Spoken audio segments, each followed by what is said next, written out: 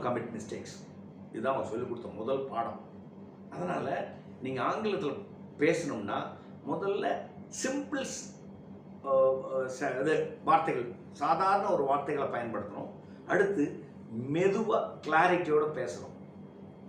இப்படி பண்ணும்போது நீங்கள் ஸ்லோவாக பண்ணும்போது உங்கள் தாட் ப்ராசஸ் ஸ்லோவாக இருக்கிறதுனால 2 சிங்கர்னைஸ் ஆகும். 2 சிங்கர்னைஸ் ஆகும்போது தப்புகள் குறையும். தப்புகள் வராதுன்னு இல்லை, குறையும். அப்படி வந்தாலும் அடுத்து மாற்றிக்கலாம்.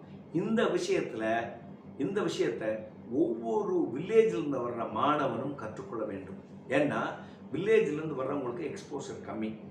அவங்க ஒரு தாழ்வு மனப்பான்மையோடு வர்றாங்க. நம்மளால் முடியுமா முடியாதான்ட்டு. தாழ்வு மனப்பான்மையே இருக்கக்கூடாது. முதல்ல ஒன்று சொல்கிறேன், கேட்டுக்கோங்க. ஒரு மனிதன் என்னால் முடியும், நான் அழகாக இருக்கிறேன், என்னோட திறமை இருக்குது, இந்த மாதிரி நினச்சா தான் அவன் வெற்றி பெற முடியும்.